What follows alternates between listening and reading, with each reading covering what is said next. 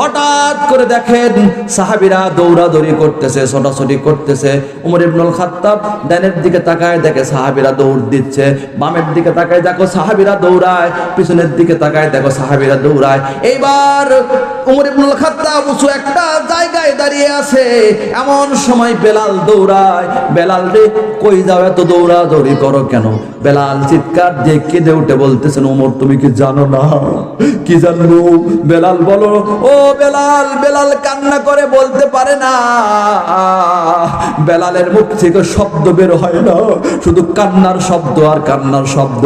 সাহাবীরা কান্না করতেছে, মাটির উপরে গোর পাড়তেছে, আবার উঠতেছে, আবার কান্না করতেছে। ওমর কিচ্ছুই বুঝতে পারছে না।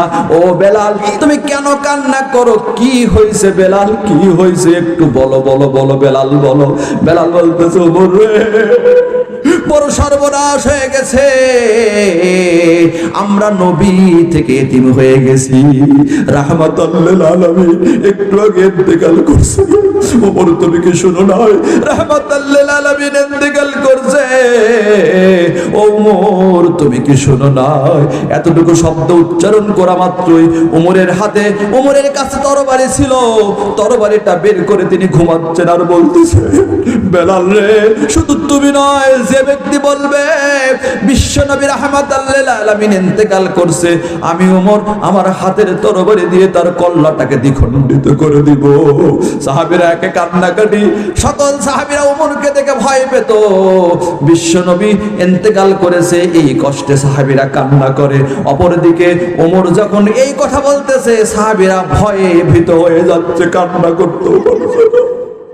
আমার ভাইরা, এইবার সাহাবীরা মিলে আবু বকর সিদ্দিক রাদিয়াল্লাহু তাআলা আনহুর কাছে গেলেন। পাশে দেখেন আবু বকরও কান্না করতেছে। আবু বকরকে বললেন, আবু বকর, আপনি উদযাপন করবেন। সাহাবীদের ঈমান দেখেন।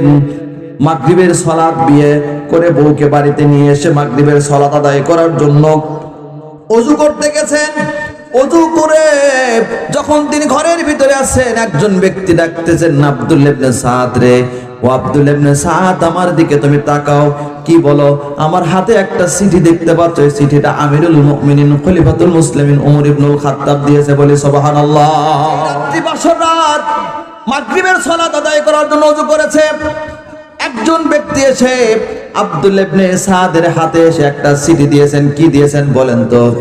একটা চিঠি দিয়েছেন। চিঠি দিয়ে বলতেছেন, চিঠিটা তোমাকে পড়তে বলেছেন। আব্দুল্লাহ ইবনে সাদ মাগরিবের সালাত আদায় করার পরে চিঠিটা তিনি খুললেন। খোলার পরে দেখেন ওমর ইবনুল খাত্তাব চিঠির ভিতরে লিখেছেন, আব্দুল্লাহ ইবনে সাদ, আমার চিঠিটা পাওয়া মাত্রই তুমি দেরি না করে সঙ্গে সঙ্গে তুমি জিহাদের উদ্দেশ্যে বাড়ি থেকে বের হয়ে পড়বা। বলি সুবহানাল্লাহ। কিসের উদ্দেশ্যে বাড়ি থেকে বের হবে বলেন তো? জিহাদের উদ্দেশ্যে বাড়ি থেকে বের হয়ে পড়বা। অথচ ওই রাত তার কিসের রাত? সবারই বলতে হবে কিসের রাত? বাসর রাত। আব্দুল্লাহ ইবনে সাদ চিঠিটা পড়ে এইবার তিনি তার বাসর ঘরে ঢুকলেন। স্ত্রীকে বললেন, প্রিয়তমা স্ত্রী, আমার হাতে একটা চিঠি দেখতে পাচ্ছ? স্ত্রী বললেন, স্বামী আমার, হ্যাঁ একটা চিঠি দেখতে পাচ্ছি। কিসের চিঠি? বললেন, প্রিয়তমা স্ত্রী, আমাকে বিদায় দাও, আজকে রাত ছিল তোমার এবং আমার বাসর রাত, ফুল সজ্জা রাত। আমি বহুদিন ধরে মনের মধ্যে অনেক স্বপ্ন ছিল, স্বপ্ন লালন করতেছিলাম যে এই রাত আমার বাসর রাত হবে, ফুল সজ্জা রাত হবে। ওই রাতে আমি আমার স্ত্রীর সঙ্গে মনের অনেক কথা আদান প্রদান করব, অনেক কথা বলবো, আমি আমার স্ত্রীর সঙ্গে অনেক আনন্দ করব। কিন্তু আমার হাতে যে চিঠি দেখতে পাচ্ছ, এই চিঠিটা আমিরুল মুমিনিন খলিফাতুল মুসলিমিন তিনি দিয়েছেন। স্ত্রী বলতেছেন, স্বামী আমার, কি লিখেছে চিঠির ভিতরে? বলেছেন আমিরুল মুমিনিন বলেছেন, আব্দুল্লাহ ইবনে সাদ, চিঠিটা যখন তুমি হাতে পাবা, হাতে পাওয়া মাত্রই সঙ্গে সঙ্গে তুমি জিহাদের উদ্দেশ্যে বাড়ি থেকে বের হয়ে পড়বা। বলি সুবহানাল্লাহ। স্ত্রী বলতেছেন, ও প্রিয় স্বামী, আমি একজন কোরআনের হাফেজা, মদিনার অত্যন্ত সুন্দরী একজন যুবতী, বহুদিন ধরে মনের মধ্যে অনেক স্বপ্ন লালন করতেছিল। আমার যেদিন বিবাহ হবে, বিবাহের রাত্রি আমার স্বামীর সঙ্গে মনের অনেক কথাবার্তা বলবো, আপনি যদি আজকে জিহাদের উদ্দেশ্যে বাড়ি থেকে বের হয়ে যান, আমারও তো বাসর উদযাপন হবে না, আপনার সঙ্গে মনের কথাও হবে না। স্বামী বলতেছেন, বিবি আমার, ও প্রিয় তোমার স্ত্রী, তুমি তো কোরআনের হাফেজা, তুমি কি কোরআনের আয়াতটা পড়ো নাই? কোন আয়াত? আল্লাহ রাব্বুল আলামিন কোরআনের মধ্যে বলছেন, আতিউল্লাহ ওয়া আতিউর রাসূল ওয়া উলিল আমরি মিনকুম। আল্লাহ বলছেন, আমার আনুগত্য করো, রাসূলের আনুগত্য করো, আর উলিল আমরের আনুগত্য করো। আমার ভাইরা, আব্দুল্লাহ ইবনে সাদ বলতেছেন, উলিল আমর, ওমর ইবনুল খাত্তাব হলেন উলিল আমর, তার আনুগত্য করতে হবে, যদি তার আনুগত্য না করি আমার জন্য গুনাহ হয়ে যাবে। স্ত্রী বলতেছেন, স্বামী আমার, আপনি জিহাদের ময়দানে যাবেন, আমি আপনাকে উলিল আমরের আনুগত্য থেকে বিরত থাকতে বলবো না, তবে একটু আসেন, আপনি একটু আমার কাছে বসেন, কিছু সময় আপনার সঙ্গে আমি কথা বলতে চাই, একটু ভালোভাবে পরিচিত হতে চাই। স্ত্রী যখন এই কথা বললেন, আব্দুল্লাহ ইবনে সাদ বললেন, প্রিয়তম স্ত্রী রে, আমি যদি তোমার কাছে বসে গল্প শুরু করে দে, হয়তো তোমার প্রতি আমার প্রেম জাগ্রত হবে, ভালোবাসা জাগ্রত হবে, তখন আমি জিহাদের ময়দানে যেতে পারবো না। জিহাদের ময়দানে যেতে গেলে হয়তো আমার মনের মধ্যে বাধা চলে আসবে।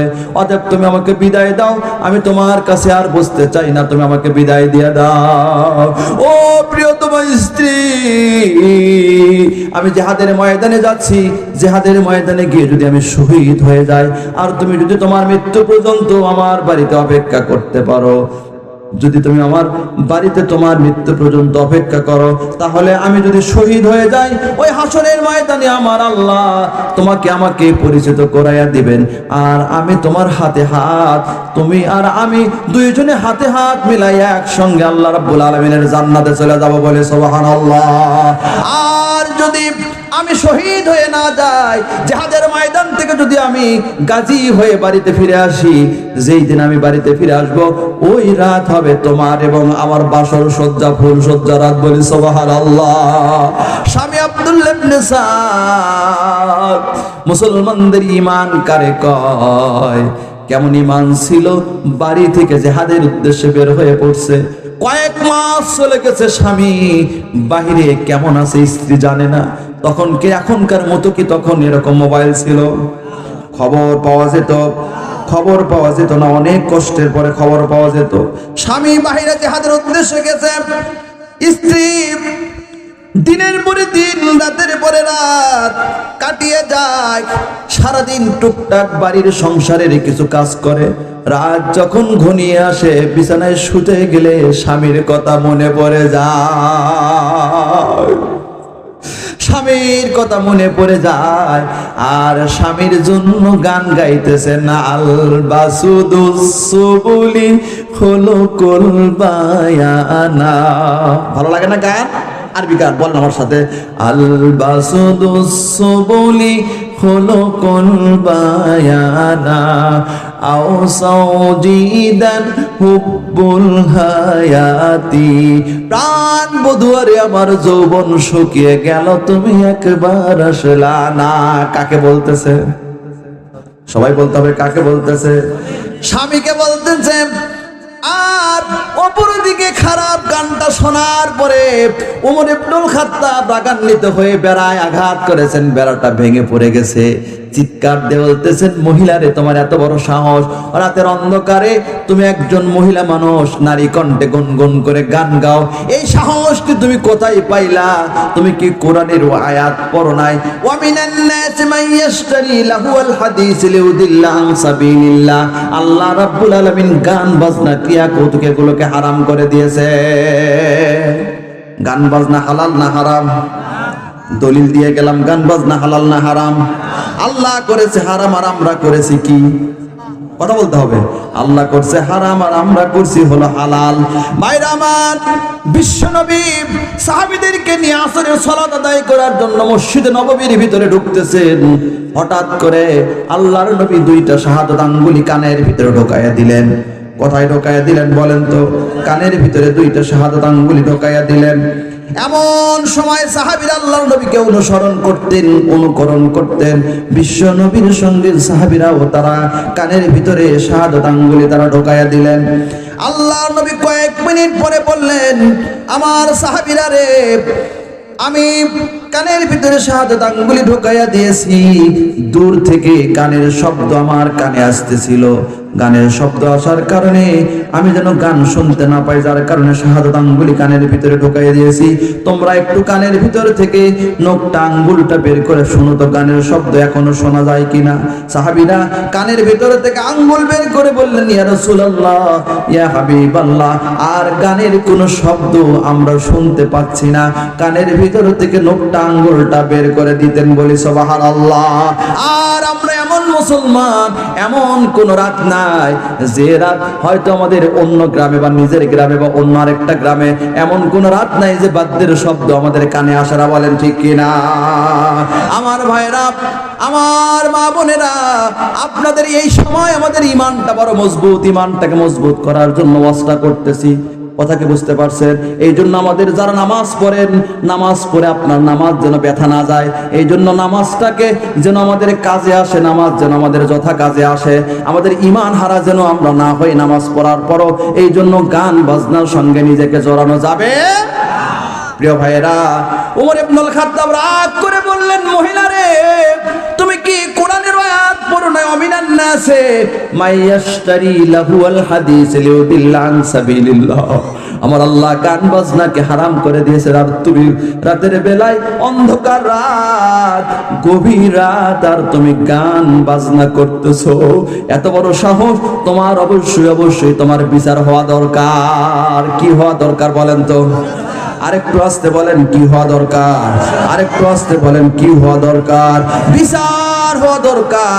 মহিলাটা ওমর ইবনুল খাত্তাব কি রাগ করেছেন, তার সেই তো কয়েক গুণ বেশি রাগান্বিত হয়ে মহিলা চট করে কোরআনের 3 জায়গা থেকে 3টা আয়াতের অংশ তেলাওয়াত করলেন, বলি সুবহানাল্লাহ। কয়টা আয়াত? কয়টা আয়াত? আরেকটু জোরে বলেন, কয়টা আয়াত? কয়টা আয়াত?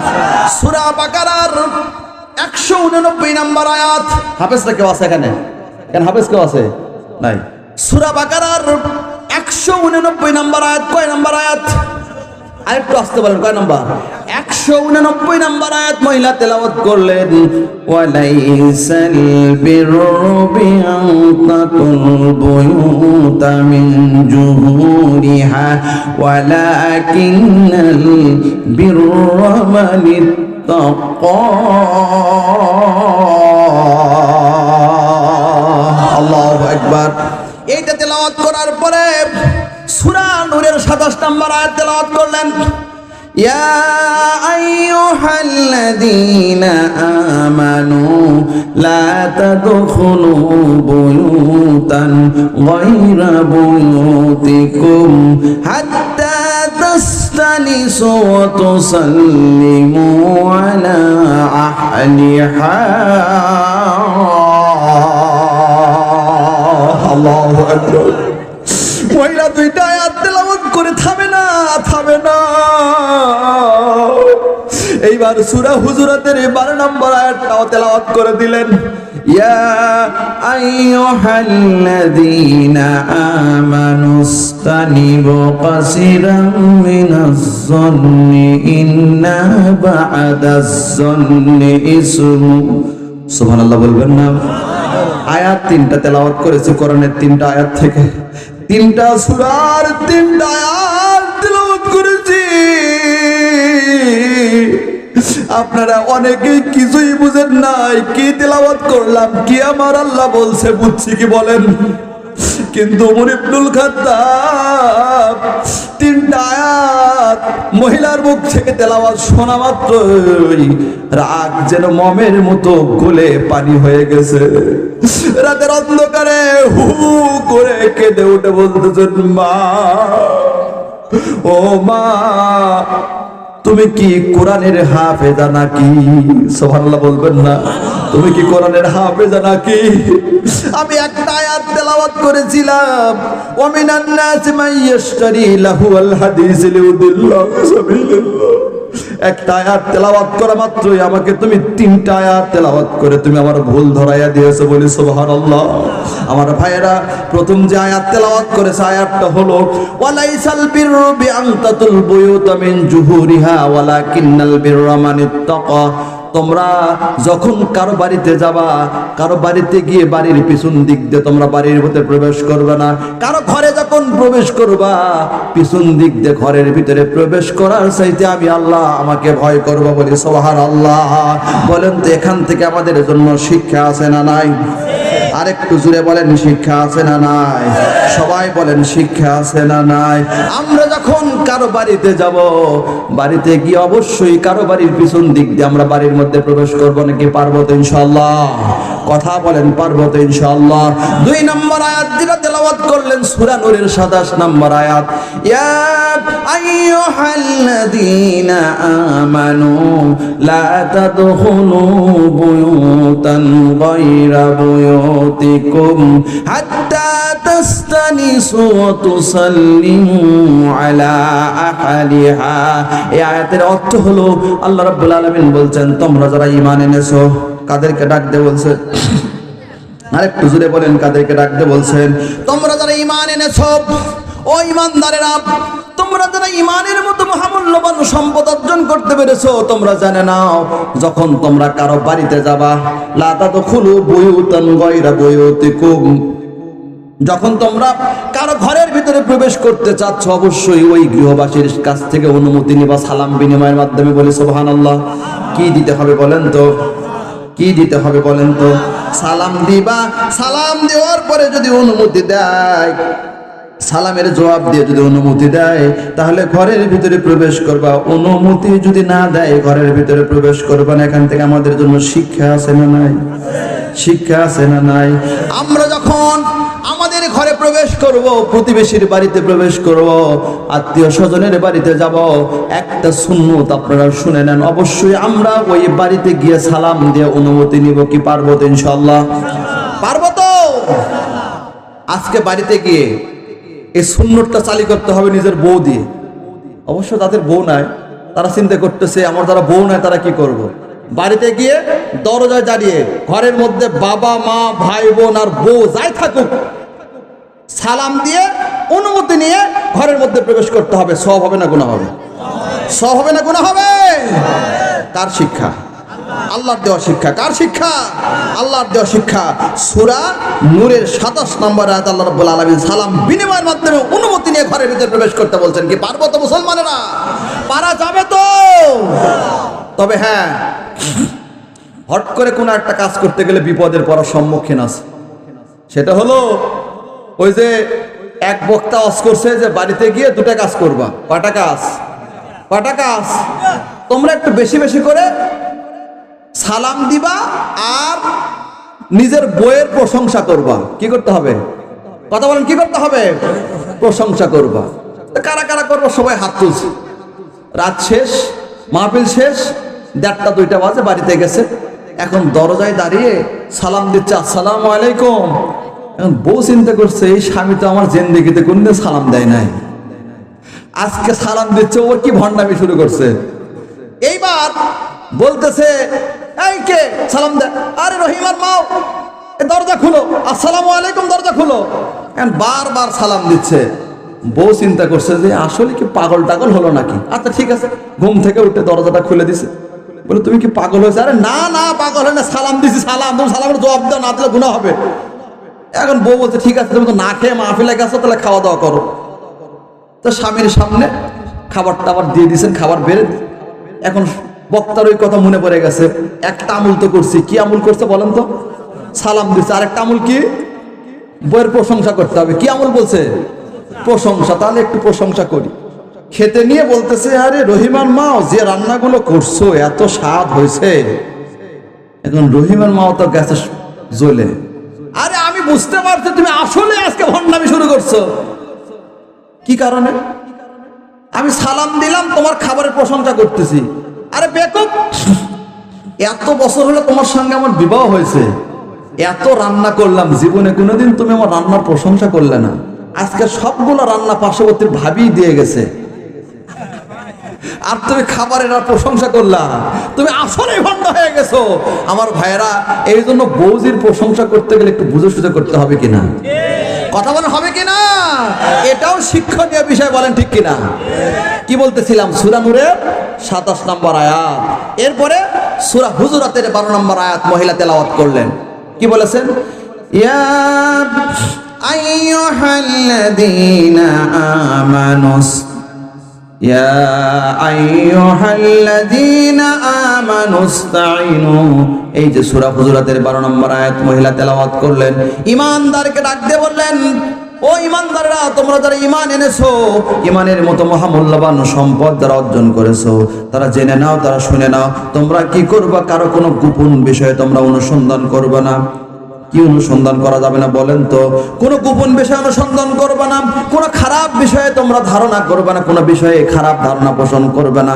মহিলা বলতেছেন, ও যুবক, রাতের অন্ধকারে তুমি কে? তোমাকে আমি চিনি না, কিন্তু আমার ঘরের মধ্যে যখন তুমি প্রবেশ করলা, তুমি ঘরের পিছন দিক দিয়ে প্রবেশ করছো, অনুমতিও নেও নাই, সালামও দেও নাই, আর আমি ভালো গান গাইতেছি না খারাপ গান গাইতেছি, কেন তুমি খারাপ ধারণা পোষণ করলা? আর কেন তুমি আমার গোপন বিষয়ে অনুসন্ধান করলা? 3টা আয়াত তেলাওয়াত করা মাত্রই আমিরুল মুমিনিন খলিফাতুল মুসলিমিন রাতের অন্ধকারে হু হু করে কেঁদে উঠেছে, চিৎকার দিয়ে কেঁদে উঠে বলতেছেন, মা, ও মা, তুমি কি কোরআনের হাফেজা নাকি? তুমি কি কোরআনের হাফেজা? মহিলা বলতেছেন, হ্যাঁ, আমি কোরআনের হাফেজা, 30 পারা কোরআন আমি হেফজ করেছি। মা রে, তাহলে রাতের অন্ধকারে তুমি ইচ্ছা করলে সালাত আদায় করতে পারতা, তাহাজ্জুদের সালাত আদায় করতে পারতা, না হলে কোরআন তেলাওয়াত করতে পারতা। যে মহিলার কোরআনের এত জ্ঞান, সেই মহিলা কিভাবে অশ্লীল গান গাইতে পারে? আমি কিছুই বুঝলাম না। উমর ইবনুল খাত্তাব কাঁদে আর জিজ্ঞাসা করে, আমিরুল মুমিনিন খলিফাতুল মুসলিমিন উমর ইবনুল খাত্তাব এমন একজন মানুষ ছিলেন, কোরআনের আয়াত যখন তার সামনে তেলাওয়াত করা হতো, কোরআনের আয়াত দিয়ে যখন ভুল ধরে দেওয়া হতো, উমর ইবনুল খাত্তাব তিনি যেন মমের মতো, তিনি যেন গলে যেতেন। বলি সুবহানাল্লাহ। আর আমাদের সামনে কোরআন তেলাওয়াত হয়, আমরা কোরআনের তেলাওয়াত শুনি, কিন্তু আমাদের ঈমান বৃদ্ধি পায় না, বলেন ঠিক কিনা? আমার ভাইয়ের আরেকটা হাদিস শুনেন। উমর ইবনুল খাত্তাব বাইতুল্লাহর পাশে উঁচু একটা জায়গায় দাঁড়িয়ে আছেন, হঠাৎ করে দেখেন সাহাবীরা দৌড়াদৌড়ি করতেছে, ছোটাছুটি করতেছে। উমর ইবনুল খাত্তাব ডানের দিকে তাকায়, দেখে সাহাবীরা দৌড় দিচ্ছে, বামের দিকে তাকায়, দেখো সাহাবীরা দৌড়ায়, পিছনের দিকে তাকায়, দেখো সাহাবীরা দৌড়ায়। এইবার উমর ইবনুল খাত্তাব উঁচু একটা জায়গায় দাঁড়িয়ে আছে, এমন সময় বেলাল দৌড়ায়। বেলাল রে, কই যাও, এত দৌড়াদৌড়ি করো কেন? বেলাল চিৎকার দিয়ে কেঁদে উঠে বলতেছেন, ওমর তুমি কি জানো না? কি জানবো? বেলাল বলো। ও বেলাল। বেলাল কান্না করে বলতে পারে না, বেলালের মুখ থেকে শব্দ বের হয় না, শুধু কান্নার শব্দ আর কান্নার শব্দ। সাহাবীরা কান্না করতেছে, মাটির উপরে গোর পাড়তেছে, আবার উঠতেছে, আবার কান্না করতেছে। ওমর কিচ্ছুই বুঝতে পারছে না। ও বেলাল, তুমি কেন কান্না করো? কি হয়েছে বেলাল, কি হয়েছে? একটু বলো বলো বলো বেলাল, বলো। বেলাল বলতেছে, ওমর রে, বড় সর্বনাশ হয়ে গেছে, আমরা নবী থেকে এতিম হয়ে গেছি। রাহমাতুল লিল আলামিন একটু আগে ইন্তেকাল করছে। ওমর তুমি কি শুনো না? রাহমাতুল লিল আলামিন ইন্তেকাল করছে। ওমর তুমি কি শুনো না? এতটুকু শব্দ উচ্চারণ করা মাত্রই ওমরের হাতে, ওমরের কাছে তরবারি ছিল, তরবারিটা বের করে তিনি ঘুমাচ্ছেন আর বলতেছে, বেলাল রে, শুধু তুমি নয়, যে ব্যক্তি বলবে বিশ্বনবী রাহমাতুল লিল আলামিন ইন্তেকাল করছে, আমি ওমর আমার হাতের তরবারি দিয়ে তার কল্লাটাকে দ্বিখণ্ডিত করে দিব। সাহাবীরা একে কান্নাকাটি, সকল সাহাবীরা ওমরকে দেখে ভয় পেত। বিশ্বনবী ইন্তেকাল করেছে, এই কষ্টে সাহাবীরা কান্না করে। অপরদিকে ওমর যখন এই কথা বলতেছে, সাহাবীরা ভয়ে ভীত হয়ে যাচ্ছে, কান্না করতেও পারছে না।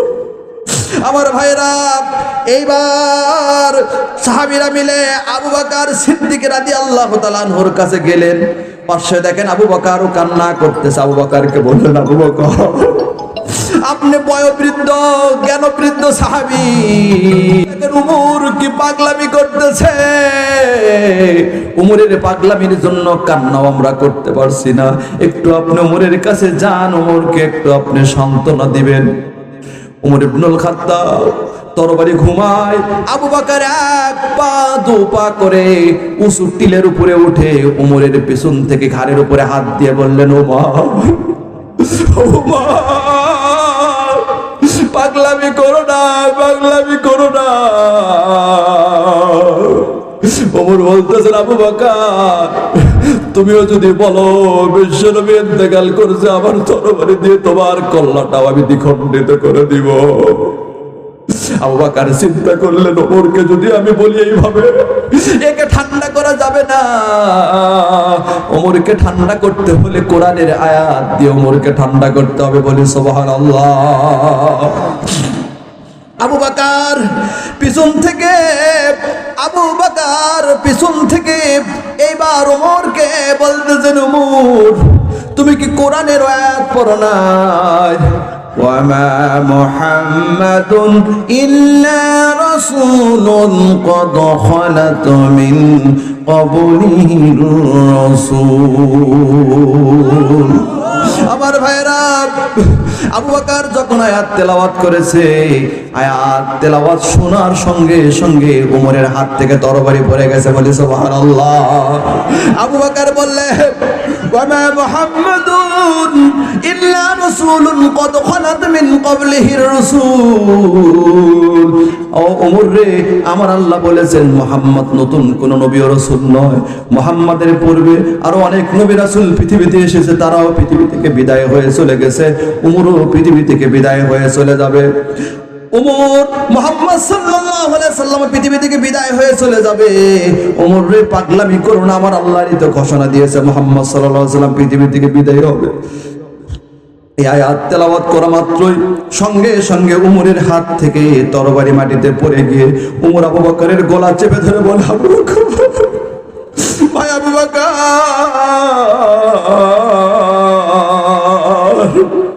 আমি ছিলাম কাফের, আল্লাহকে চিনতাম না, জাহান্নাম সম্পর্কে জানতাম না, জান্নাত সম্পর্কে জানতাম না।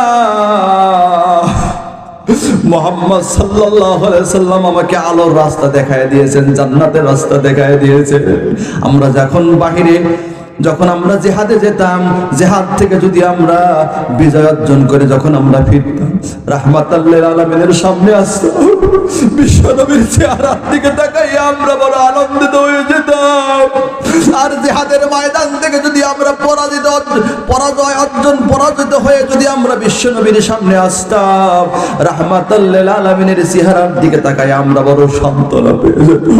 আবু বকর, আজ থেকে আমরা কার চেহারা দিকে তাকাই আমরা আনন্দিত হব, সান্ত্বনা পাবো। চলো চলো আবু বকর যাই, চলো আমরা রাহমাতাল লিল আলামিনের ঘরের দিকে যাই। আবু বকর আর উমর দুইজন সাহাবী মিলে একজন আরেকজনকে চেপে ধরে আল্লাহর নবীর স্ত্রী মা আয়েশা সিদ্দিকা রাদিয়াল্লাহু তাআলা আনহার ঘরের ভিতরে প্রবেশ করলেন। গিয়ে দেখেন বিশ্ব নবীর লাশ মোবারক সাদা ইয়ামিনী চাদর দিয়ে আল্লাহর নবীর লাশ মোবারক ঢেকে রাখা হয়েছে।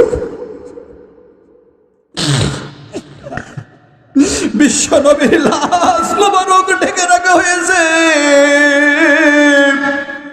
আবু বকর কান্না করে, ওমর কান্না করে, সাহাবীরা কান্না করে।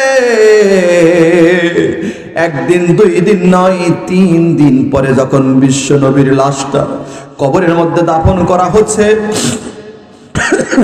এমন সময় হযরতে মুগিরা হাদিসে বর্ণনা করেছেন, আবু বকর বিশ্ব নবীর মাথার কাছে ধরেছেন আর উমরও ধরেছেন পায়ের কাছে।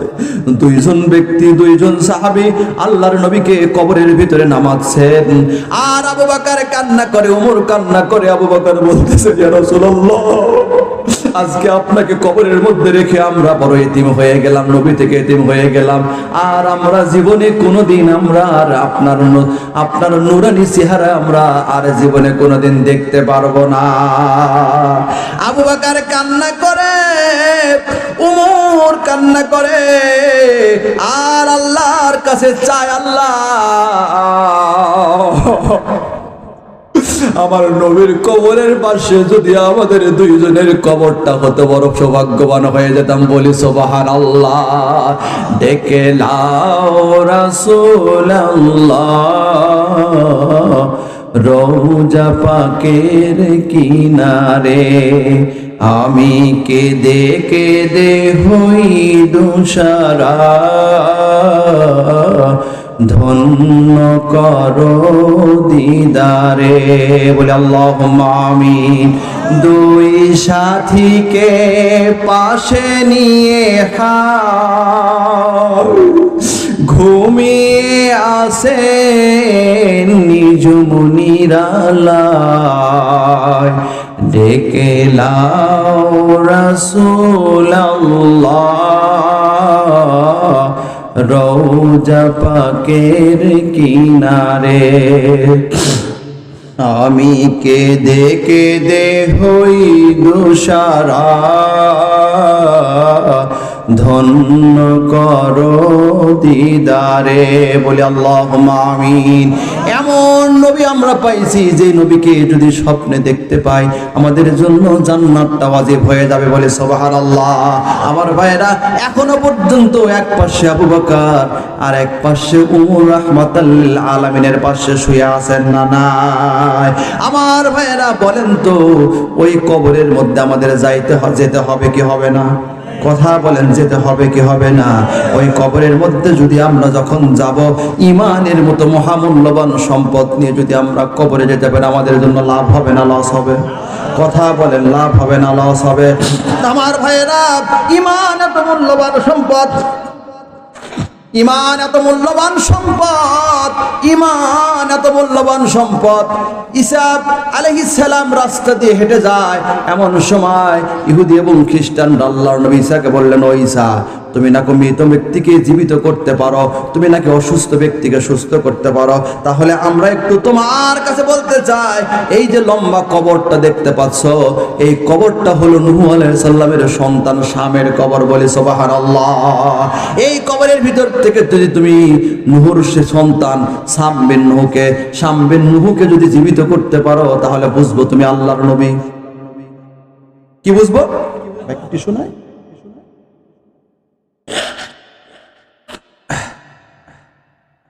শাম বিন নূহকে যদি তুমি জীবিত করতে পারো, তাহলে বুঝবো তুমি আল্লাহর নবী, তাহলে বুঝবো তুমি আল্লাহর নবী।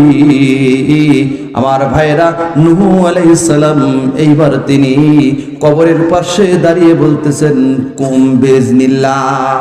সুবহানাল্লাহ বলবেন না? আল্লাহর নবী নূহ কবরের পাশে দাঁড়িয়ে বলতেছেন, ও শাম বিন নূহ, কুম বিইজনিল্লাহ, আল্লাহর নামে তুমি দাঁড়িয়ে যাও, আল্লাহর নামে তুমি দাঁড়িয়ে যাও। আমার ভাইরা, আল্লাহর নবী ঈসা আলাইহিস সালামকে আল্লাহ রাব্বুল আলামিন এমন মুজিজা দিয়েছিলেন, যদি কোনো মৃত ব্যক্তির সামনে গিয়ে তিনি বলতেন তুমি দাঁড়িয়ে যাও, উঠো, আল্লাহ রাব্বুল আলামিনের হুকুমে মৃত ব্যক্তি জীবিত হয়ে যেত। বলে সুবহানাল্লাহ। আমার ভাইরা, এইবার শাম কবরের ভিতরে থেকে চুলটা ঝাঁকা দিতে দিতে তিনি দাঁড়িয়ে গিয়ে বলতেছেন, আপনি কে? কি বলতেছে? কি বলতেছে? কাকে বলতেছে? কাকে বলতেছে? ঈসা আলাইহিস সালামকে। কাকে বলতেছে? ঈসা আলাইহিস সালামকে বলতেছে। আল্লাহর নবী ঈসা বলতেছেন, শাম বিন নূহ রে, আমি হলাম আল্লাহর নবী, এই জামানার আল্লাহর নবী, আল্লাহ রাব্বুল আলামিনের নবী ঈসা, আমি এই জামানার নবী। ও শাম, তোমার কাছ থেকে আমি জানতে চাই, কবরের ভিতর থেকে তোমাকে যে আমি উঠালাম, তুমি কেমন আছো? শাম বলতেছেন, ও আল্লাহর নবী ঈসা, আমার দিকে তাকায়া দেখো, আমার যখন ইন্তেকাল হয়েছিল, আমার যখন মৃত্যু হয়েছে, আমার দাড়ির চুলগুলো ছিল কালো, মাথার চুলগুলো ছিল কালো, কিন্তু আমি এখন দেখো তাকাইয়া, আমার দাড়ির চুলগুলো সব পেকে গেছে, মাথার চুলগুলো সব পেকে গেছে। ও ঈসা, আল্লাহর নবী ঈসা রে, আমার এমন ভয় লাগতেছিল, মনে হচ্ছিল যেন কিয়ামত সংগঠিত হয়ে গেছে।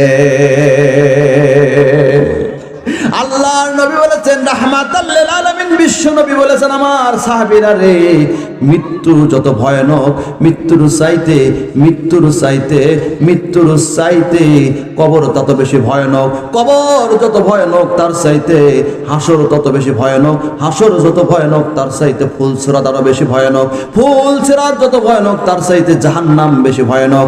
এইবার শাম বিন নূহ তিনি বলতেছেন, ও আল্লাহর নবী ঈসা, ও আল্লাহর নবী ঈসা, আমাকে কেন ডাক দিছো, আমাকে কেন ডাক দিছো, বলো বলো বলো, তাড়াতাড়ি করে বলো। ঈসা আলাইহিস সালাম বলতেছেন, শাম রে, আমি আল্লাহর কাছে দোয়া করি, তোমাকে জীবিত থাকার জন্য আল্লাহর কাছে দোয়া করি, দোয়া কি করব নাকি? ঈসা আলাইহিস সালাম যখন এই কথা বললেন, শাম বললেন, আল্লাহর নবী ঈসা, এই দোয়া তুমি করো না। তার কারণ হলো মৃত্যু এতটা ভয়ানক, মৃত্যু এতটা ভয়ানক, আমার কাছে যখন মালাকুল মউত চলে আসলেন, আমার বুকের উপর যখন হাত দিয়েছিলেন, আমি এত কষ্ট পাইছি, আমার আর এই পৃথিবীতে হায়াত লাভের কোনো আশা আকাঙ্ক্ষা না। শাম বললেন, তুমি তোমার জাতির লোকদেরকে বলে দাও তারা যেন ঈমান আনে আর ঈমানটাকে যেন মজবুত করে। যদি কবরে, হাসরে, মিজানে, ফুলসিরাতে নাজাত পেতে চায় তাহলে অবশ্যই যেন তাদের ঈমানটাকে মজবুত করে। বলি সুবহানাল্লাহ। বলেন তো ঈমানটাকে মজবুত করা দরকার আছে না নাই? কথা বলেন, দরকার আছে না না? আমার ভাইয়েরা, এই যে মসজিদের উদ্যোগে আজকের যে মাহফিল,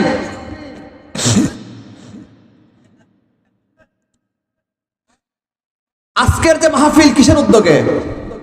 কথা বলেন, কিসের উদ্যোগে? আজকের তাহাজ্জুদের সময় হয়ে গেছে, যদি আমরা আল্লাহর কাছে সবাই মিলে একসঙ্গে দোয়া করে মাহফিল থেকে বিদায় নিয়ে যেতে পারি, আর আল্লাহ যদি আমাদের দোয়া কবুল করেন, হতে পারে আজকের এই মাহফিলটা আমাদের জন্য নাজাতের ওসিলা হতে পারে কি পারে না? কথা বলেন, পারে কি পারে না? আমার ভাইয়েরা, এই জন্য দোয়া না করে একজনও এখান থেকে উঠবেন না। রাজি আছেন তো? কারা কারা দোয়া করে যাবেন? হাত তুলেন তো, আল্লাহকে দেখান, আল্লাহকে হাত তুলে দেখান।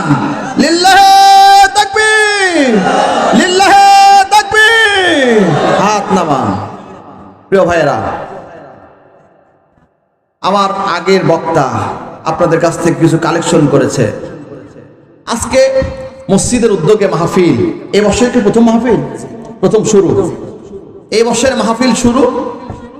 আপনাদের এত সুন্দর পরিবেশ কর্তৃপক্ষ করেছে, আপনারা কি চান এই মাহফিলটা কিয়ামত পর্যন্ত চালু থাক? চান কি? এই মাহফিলকে ওসিলা করে তারাকান্তি গ্রামের যে মৃত ব্যক্তিরা আছেন, কবরবাসীরা আছেন, হতে পারে মাহফিলকে ওসিলা করে কবরবাসীদের কবরে আযাব মাফ হয়ে যেতে পারে কি পারে না? কথা বলেন, পারে কি পারে না? আপনাদের আমাদের জিন্দেগির গুনাহগুলো মাফ হতে পারে কি পারে না? আল্লাহ মাফ করে দিতে পারেন কি পারেন না? আমার ভাইয়েরা, এই মাহফিল কিয়ামত পর্যন্ত জারি থাক যদি আপনারা চেয়ে থাকেন, কিন্তু তা বাস্তবায়ন করতে হবে। কি পারবেন তো? আল্লাহ রাব্বুল আলামিন বলছেন, মান জাবিল হাসানাতে ফালাহু আশরু আমসালিহা। সুবহানাল্লাহ বলবেন না? বলছেন কার কথা? মান জাবিল হাসানাতে ফালাহু আশরু আমসালিহা। কার কথা? আল্লাহ বলছেন, আমার রাস্তায় কেউ যদি 1 টাকা দান করে, কয় টাকা? কয় টাকা? আল্লাহ রাব্বুল আলামিন তার দানটাকে 10 গুণ হারে বাড়াইয়া দিবেন। সুবহানাল্লাহ বলবেন না? আল্লাহর কথা কি বিশ্বাস হয়? বিশ্বাস না করলে গুনাহ হবে না সওয়াব হবে? কথা বলেন, গুনাহ হবে না সওয়াব হবে বিশ্বাস যদি না করি? কে বলতেছেন সওয়াব হচ্ছে? হবে? ভুল বলছেন না ঠিক বলছেন? আল্লাহর কথা বিশ্বাস করলে গুনাহ হবে না সওয়াব হবে? সবাই বলেন, গুনাহ হবে না সওয়াব হবে? আল্লাহর কথা বিশ্বাস করলে সওয়াব হবে, বিশ্বাস না করলে গুনাহ হবে। কথা বুঝছেন তো? এখন এদিকে ভাই ভুল হতে পারে, কিন্তু আল্লাহ নেবে মুখেরটা না অন্তরেরটা? আল্লাহ কোনটা নেবে? মুখেরটা না অন্তরেরটা? অন্তরেরটা নেবে। এই যে সাহাবীরা আয়াতগুলিকে যেভাবে বিশ্বাস করতেন, আমরা যদি সেভাবে বিশ্বাস করতে পারি, আমাদের জন্য কি হবে? কি হবে বলেন তো? লাভ হবে। কেমনে বিশ্বাস করতেন জানেন? একটা হাদিস বলে আপনাদের সামনে আকর্ষণীয় একটা হাদিস বলবো। এই যে আয়াতটা, এই আয়াতের তাফসিরে একটা হাদিস চলে আসছে, সেই হাদিসটা আপনাদের সামনে বলবো। আলী রাদিয়াল্লাহু তাআলা আনহু একবার জিহাদের উদ্দেশ্যে বাইরে গেছেন, বেশ কয়েকদিন পরে বাড়িতে আসছেন। আসার পরে তার দুইটা সন্তান ছিল, একটা হলো হাসান আর একটা হলো হুসাইন। কি নাম বললাম? হাসান আর হুসাইন। দুইটা সন্তান, বাবা বাড়িতে নাই, নানাও নাই, আপনজনেরা সব জিহাদের ময়দানে গেছে। ছোট্ট ছোট্ট দুইটা সন্তান না খেয়ে আছে, স্ত্রী না খেয়ে আছে, কি করবে, করার কিছুই নাই। এবার আলী রাদিয়াল্লাহু তাআলা আনহু বাড়িতে ঢোকা মাত্রই সালাম দিয়ে যখন ঢুকছে, ঢোকার পরে ফাতেমা বলতেছেন, আলী, ও আলী, আমি নিজেও ক্ষুধার্ত, আমার ক্ষুধা আমার কাছে বড় হোক আর না হোক, আমার দুইটা সন্তানের চেহারার দিকে যখন তাকাই বড় খারাপ লেগে যায়। তার আজ কয়টা দিন হলে না খেয়ে মুখটা কালো হয়ে গেছে, চেহারাটা মলিন হয়ে গেছে, তুমি একটা কিছু করো। আলী বলতেছে, ফাতেমা আমি কি করব, আমি হবে মাত্র ফিরলাম, জিহাদ থেকে হাতে কোনো টাকাও নাই, কিচ্ছু নাই, কি করব। ফাতেমা বলতেছে, আলী একটা চিন্তা করে রেখেছি। কি চিন্তা করছো?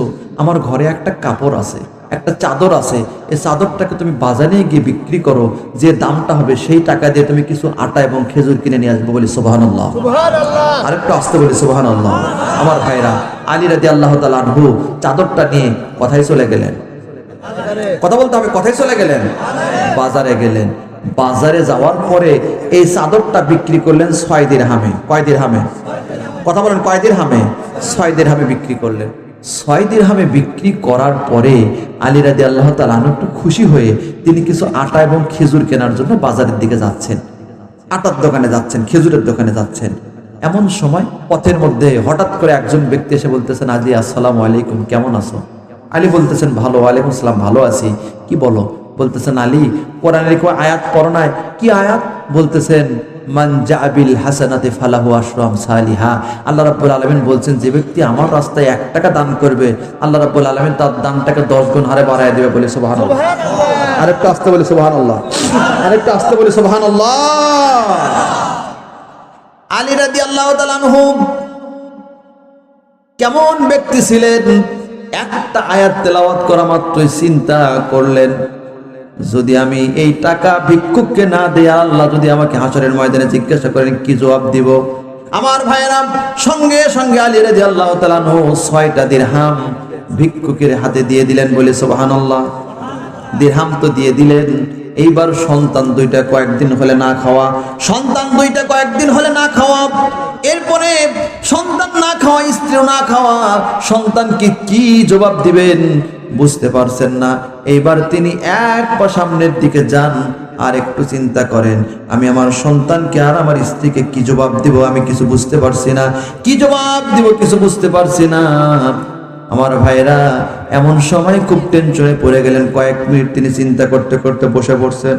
কি করছেন বলেন তো? বসে পড়ে তিনি নিচের দিকে তাকাইয়া চিন্তা করতেছেন, কি করব আমি কিছুই বুঝতে পারছি না। এইবার আলী রাদিয়াল্লাহু তাআলা আনহু চিন্তা করতেছেন, কি করব কিছুই তো বুঝতে পারছি না। এমন সময় কিছু দূর যাওয়ার পরে দেখেন একজন ব্যক্তি একটা সুন্দর একটা উট নিয়ে রাস্তায় দাঁড়িয়ে আছে। বলে সুবহানাল্লাহ। কিনে দাঁড়িয়ে আছে? কিনে দাঁড়িয়ে আছে? উট নিয়ে দাঁড়িয়ে আছে। এইবার বলতেছেন, আলী, আমার এই উটটা বিক্রি করব। আলী রাদিয়াল্লাহু তাআলা আনহু বলতেছেন, একে তো আমি টেনশনে আছি, তোমার থেকে উট কেমনে আমি কিনে নিব। এইবার আলী বলতেছেন, কেমনে আমি উট কিনবো? লোকটা বলতেছেন, আমি তোমার সঙ্গে ব্যবসা করব। তুমি কি কোরআনে আয়াত পড়ো নাই? আল্লাহ রাব্বুল আলামিন বলছেন, আহাল্লাল্লাহুল বায়া ওয়া হারামার রিবা। সাহাবীরা কোন আয়াত ছাড়া তারা কখনো কোনো কথা বলতেন না। আহাল্লাল্লাহুল বায়া ওয়া হারামার রিবা, আল্লাহ পাক সুদকে হারাম করেছেন আর ব্যবসাকে হালাল করেছেন। বলি সুবহানাল্লাহ। আমি তোমার সঙ্গে ব্যবসা করব। কি করব? কি করব? তুমি ব্যবসা করব। তোমার কাছে টাকা নাই তো কি হয়েছে? তুমি আমার থেকে উট কিনে নিয়ে বাজারে বিক্রি করবা, যে দামে আমি তোমার কাছে উট বিক্রি করবো সেই টাকাটা আমাকে দিয়ে লাভের টাকাটা তুমি নিয়ে নিবো। বলে সুবহানাল্লাহ। আলী বলছেন, তাহলে ব্যবসা তো ভালোই হয়। উটটা নিয়ে বাজারে গেছেন। একজন ব্যক্তি বলতেছেন, আলী, এত সুন্দর উট আমি তো কিনে নিব, কত নিবা? বলতেছেন, উটটা তো আমি কিনছি 100 দিরহামে। কয় দিরহামে? কথা বলেন, কয় দিরহামে? 100 দিরহামে। তাহলে তুমি এর উপরে যা দিবা তাতে আমি দিয়ে দিব। বলে সুবহানাল্লাহ। বলতেছেন, 100 দিরহামে তো উট কিনে নিয়ে আসছি, তুমি কত দিরহাম দিবা দাও। বলতেছেন, তোমার তো কিছু লাভের দরকার, ঠিক আছে 100 দিরহামে যদি কিনে থাকো তাহলে আমি 160 দিরহাম দেবো। সুবহানাল্লাহ বলবেন না? লাভ হলো কয় দিরহাম? 100 দিরহাম দিয়ে দিলেন, থাকলো কয় দিরহাম? দান করতে কয় দিরহাম? 6 দিরহাম। 6 এর সাথে 10 দিয়ে গুণ দিলে কত হয়? আয়াতের বাস্তবায়ন হয়েছে না হয়নি? আল্লাহ পাক কি বলছেন? মান জাবিল হাসানাতে ফালাহু আশরু আমসালিহা, যে ব্যক্তি আমার রাস্তায় 1 টাকা দান করবে আমি তার দানটাকে 10 গুণ হারে বাড়ায় দেব, বলি সুবহানাল্লাহ। এই বিশ্বাস কি আপনারা করতে পারবেন? পারবেন করতে? তাহলে কারা কারা পারবেন? আমি দেখেছি এখানে যারা দান করছেন সবাই কিন্তু আসেন নাই। সবাইকে আছেন? সবাইকে আছেন? একটা কাজ করব আমি, রাত গভীর হয়ে গেছে, তাহাজ্জুদের সময় হয়ে গেছে, হয়েছে কি হয় নাই? কথা বলতে হবে ভাই, হয়েছে কি হয় নাই? আপনাদের সবাই